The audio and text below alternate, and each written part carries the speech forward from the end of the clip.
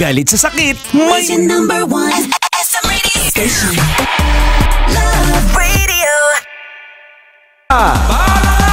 At eto na sila, ang nag-iisang masugid na tagahanga ni Nicole Yala, Chris Chuper! Kasama ang nag-iisang die-hard fan ni Chris Chuper, Nicole Yala!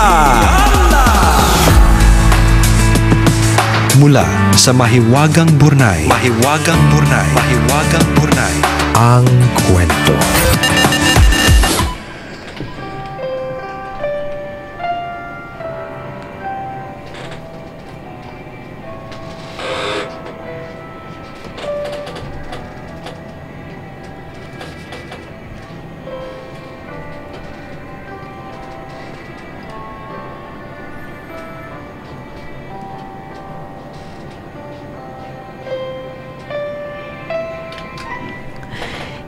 Hindi ko makakalimutan ang araw nang iwan kami ng mama ko. 8 taon pa lang ako noon. First day of school. Ang usapan namin ni mama ay hihintayin ko siya sa parents' waiting area. 12:00 ng tanghali ang labasan namin pero hindi siya dumating. Paano ako nakauwi? Ganito. Lumabas ako ng school kahit sabi ng guard na wag aalis. Habang naglalakad ay nakita ko ng tropa ng tito ko. Sinabi kong wala si mama. Naghanap siya ng kakilalang tricycle driver at pinahatid ako sa bahay ni Lola. Simula noon ay gabi-gabi na akong umiiyak. May panahon pang bigla na lang akong magigising na madaling araw at mababalot ng lungkot ang buo kong pagkatao. Ayoko nang pumasok sa school kahit ihahatid pa ako ng tito ko. Natatakot na akong baka paglabas ko, wala namang naghihintay sa akin.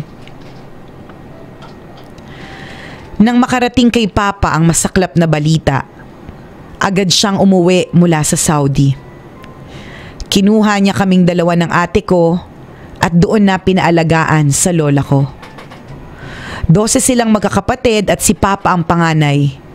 8 lalaki at 4 na babae.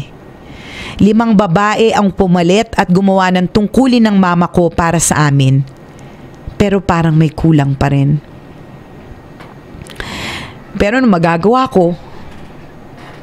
Wala na siya eh.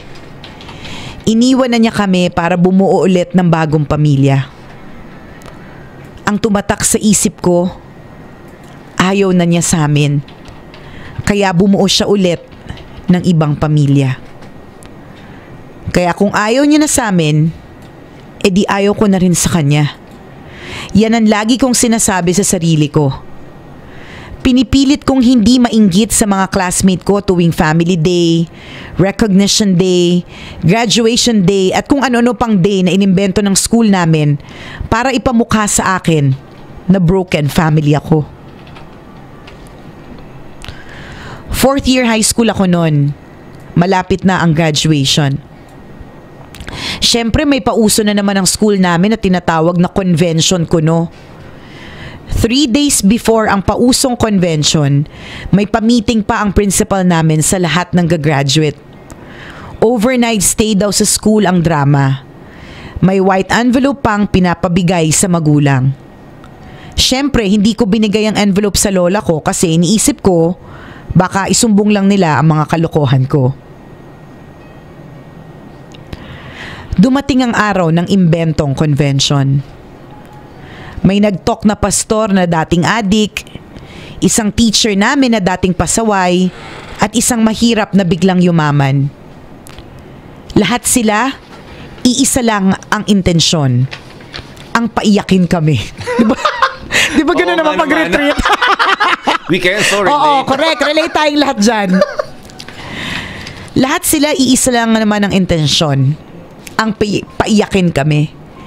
Pero ang talagang tumatak sa isip ko sa event na yon ay yung psychologist na pinag-drawing kami. I-drawing daw namin ang kahit anong nasa isip namin at isa-isa niyang babasahin ang pagkatao namin. Hindi ko tuloy alam kung anong iguguhit ko para hindi niya mabasa ang pagkatao ko. Napatingin ako sa bintana at nakita ko ang isang ibon na nakapatong sa sanga. Pero hindi yung ibon ang ginuhit ko kasi sasabihin lang niya na gusto kong maging malaya sa kung anumang mabigat sa dibdib ko. Nangunguna to eh. Nangunguna ka eh. Kaya ang ginuhit ko ay yung puno. Simpleng puno lang. May tangkay at may dahon. Tinawag na niya ang pangalan ko. Pinatayo. Gaya ng iba na umiiyak pagkatapos humarap sa kanya. Sabi ko sa sarili ko, masisira ang karir mo sa akin, Miss Psychologist. Hindi mo ako mapapaiyak. Hindi mo malalaman ang pagkatao ko sa simpleng puno lang. Yan ang sabi ko sa sarili ko. Nagsimula na siyang tumitig sa aking drawing. Medyo natagalan siya sa pag-analyze nito kaya tumatawa ako sa loob-loob ko. Pero maya-maya ay bigla na lang siyang nagsalita at nagtanong habang nakatitig sa drawing ko. Bakit walang bunga? Wala ring bulaklak. Kahit ugat wala. Hindi ako nakasagot agad. Anak, may kulang ba? Ang tanong niya. Hindi pa rin ako nakasagot. Family tree ba dapat ito? Sundot pa niya habang nakatitig sa akin. Naglinis muna ako ng lalamunan kasi ramdam kong garal-gal ang boses ko pag bigla ako nagsalita. Opo, ma'am. Yun po ang kulang. Yung babaeng tatawag sa akin ng anak. Biglang bumuhos ang lahat ng emosyon ko. Sakit, pangungulila, lungkot, takot, galit, saya. Oo, saya. Kasi 'di ba kahit papaano may mga taong pinalitan Diyos para punan ang pagkukulang ng aking ina. Biglang nagpaliwanag si Miss Psychologist. Alam mo kasi anak, ang puno ang sumasagisag ng pamilya. Kaya kung mapapansin ninyo, ang puno ay hindi pare-pareho. May punong kompleto, may dahon, bulaklak at bunga, at meron ding wala. Parang isang pamilya. May kumpleto at hindi kumpleto. Sabay tingin sa akin. Hindi na ako nagpaliwanag pa kung sinong kulang sa pamilya ko. Basta may kulang. Yun na yun. Pinatulog kami ng sama-sama sa iisang classroom. Magkakasama ang babae at hiwalay ang mga lalaki. Ang nakakainis pa ay walang pakumot at paunan si principal. Dahil siguro librang event kaya ganun. Mga bandang kalaliman na ng madaling araw ay may biglang nagbukas ng ilaw at nag-ingay. Mga teacher namin, kanya-kanya sila ng paraan para gisingin kaming lahat. Pinapila kami at pinapasok sa isang kwartong madilim. Huwag kayong lilikha ng kahit anumang ingay. Ang sabi sa amin ng principal. Tahimik ang lahat. Walang nagsasalita at walang gumagalaw dahil lahat ay naghihintay kung ano na naman ang susunod na pasabog ng school namin. Ilang sandali pa ay tumugtog na ang awiting sa ugay ng duyan. Isa-isang bumukas ang mga ilaw. At yun na nga ang hudyat ng paglabas ng mga nanay ng mga kaklase ko. Yun pala ang laman ng puting sobre na ipinamigay sa mga magulang. Imbitasyon para sorpresahin kaming lahat. Hindi naman lahat ay may nanay na nagpunta. Yung iba guardian lang, ate, tita o lola. Pero ako, dahil wala akong pinagbigyan, wala talagang pumunta. Lahat sila syempre nagulat, natuwa, at syempre naiyak. Ikaw ba naman ang kantahan ng Sa Ugoy ng Duyan habang kaharap ang nanay mo?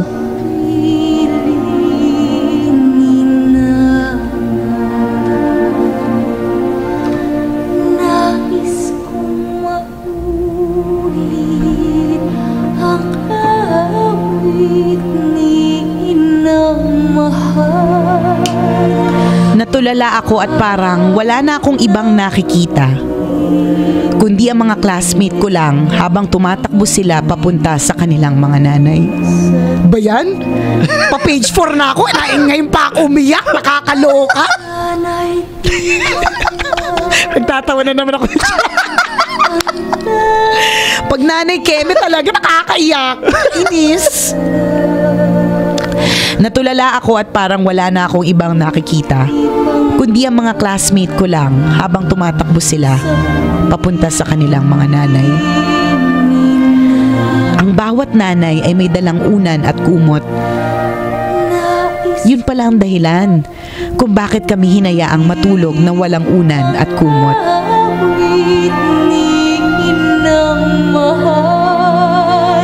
Nakita kong ako na lang ang nakatayo sa isang sulok. May luhang hindi ko pansing tumutulo na pala. Lahat sila ay nasa isang panig ng kwarto habang nagyayakapan at nag-iiyakan. Pagbaling ko sa kaliwang banda, nandun lahat ng teacher ko na nag-iiyakan na din. Sinenyasan ako ng isang teacher na lumapit daw ako sa kanila. Hindi ako makagalaw.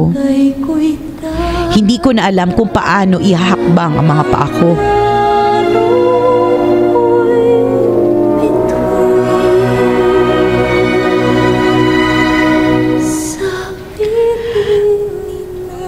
Mabibigat at nanghihina ang mga tuhod ko na parang walang pakiramdam.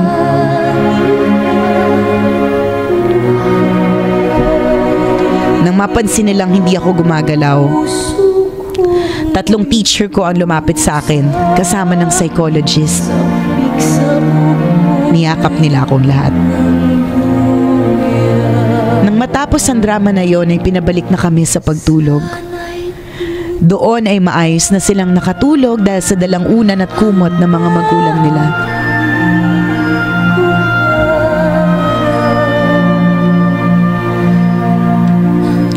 Tulog na ang lahat maliban sa akin na umiiyak pa rin habang nakasubsob ang mukha sa maliit kong bag.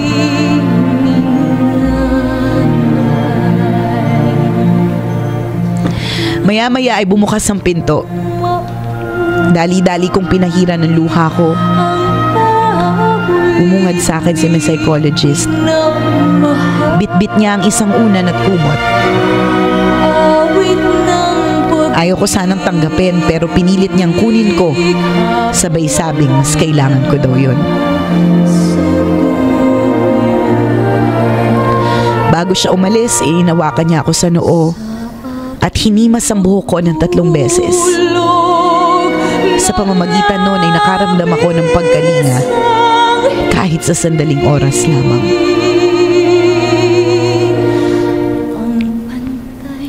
Kinabukasan maaga kaming ginising para mag-almusal. Nag-closing remarks na ang aming principal. Nagpasalamat siya sa kooperasyon namin sa programa. Doon na naging malinaw sa akin ang purpose ng convention.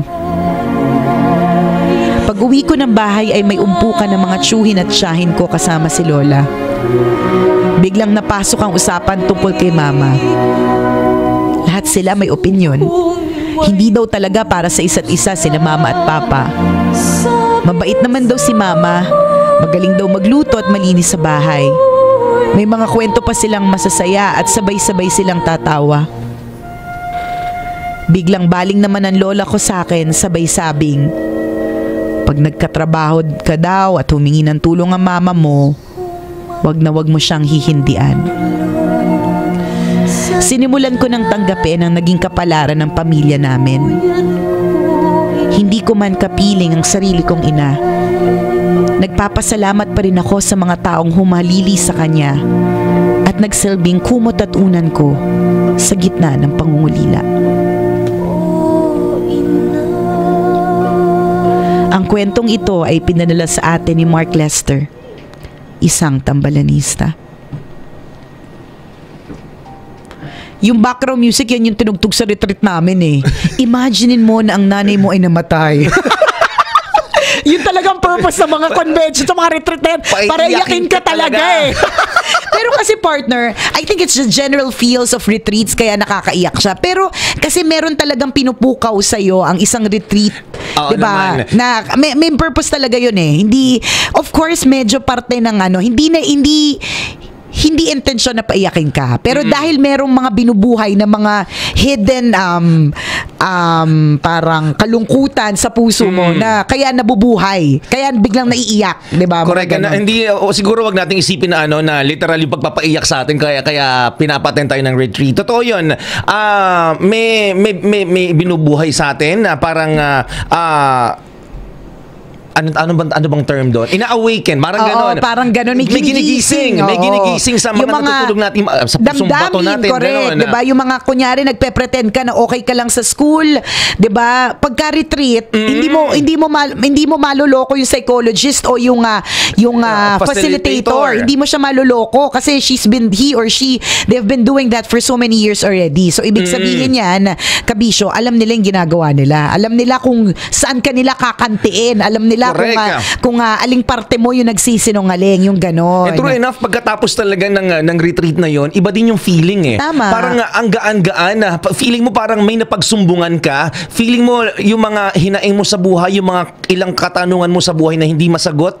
Doon medyo nabigyan ng kasagutan. Kaya alam mo, pag may mga ganitong retreat, ini-encourage ko din yung mga kaibigan ko na attend din kayo minsan para nababawasan sa mga ugali ninyo. Para nababawasan yung bigat na nararamdaman ninyo. Totoo din. Tingnan mo to si Mark Lester. 'Di ba? Ano yung naituro sa kanya ng retreat, 'di ba? Akala niya wala lang eh. Akala niya mga pausong convention lang ng to school, pampahaba ng oras, 'di ba? Kinokontra niya na yung mga kaagad ganun sa diba? utak niya, 'di ba? Alam mo kapag kinokontra mo kasi may tinatago eh. Ganyan. Totoo, Pero totoo. most importantly, yung lesson na natutunan niya, which is wala man yung mismong nanay niya sa tabi niya. 'Di ba? He has to appreciate that there are other co-parents. Yes. 'Di ba? May mga parentals, ang dami niyang tita. Diyos ko, yung lola niya, 'di ba? Mga hindi nga lang isa yung nanay niya, 'di ba? Sabi niya, ang dami ilan sila? nagparamdam sa'yo. Limang tita at isang lola. Diyos ko, Lord, anim. Iba din. At yun naman yung kagandahan doon, yung realization that kahit hindi biological parents yun nandyan, 'di ba? Yung mismong nag-alaga sa iyo, 'di ba? Dapat mo ring i-appreciate kasi Totoo. binibigay din nila yung oras para sa iyo eh. Ganun ba? Totoo yan. So, isang magandang lesson na iniiwan sa atin ng kwentong ito mula kay Mark Lester na habang ikaw po ay may nanay, di ba ngayon, kahit pinapagalitan ka, di ba, kahit binubungangaan ka ng nanay mo, the fact na nandyan pa yung nanay mo, para gisingin ka sa umaga, ipagplansya ka ng damit, ipaglaba ka ng damit, ipagluto ka ng masarap na pagkain, pasalamatan mo sila. Kahit minsan mataray yung mga nanay natin. Oo. Di ba? Alam mo, masungit lang yan kasi iniisip niya kung paano niya babayaran yung tuition mo. Oo. Tapos may inutang pa siyang electric pan dun sa Bombay. May hulugan pa siyang tabo, ventilador at saka drum, di ba? Totoo. So ang dami niyang iniisip. Pero sa totoo lang, Mahal ka niyan. mahal ka Totoo niyan. yan. Di ba? Lahat ng ginagawa, lahat ng siguro, pag akala natin, pagsusungit ng mga nanay natin sa atin, they're doing this out of love. Tama. Dahil lamang sa mahal nila tayo, kaya sila nagkakaganon para sa atin. Minsan Correct. inisip natin, nagdadrama na lang lagi yung nanay natin. ba yan? Nag-i-emote. Eto na naman po. Drama Yan, dami na naman sinasabi, paulit-ulit naman. di ba? Ginagawa niya yan kasi mahal nila tayo. Matakot ka kung wala na siyang pakialam. Tama. 'Di ba? Mabuhay muli ang mga nanay. Sabi sa inyo mga tatay one day lang talaga kayong bida at that is during Father's Day.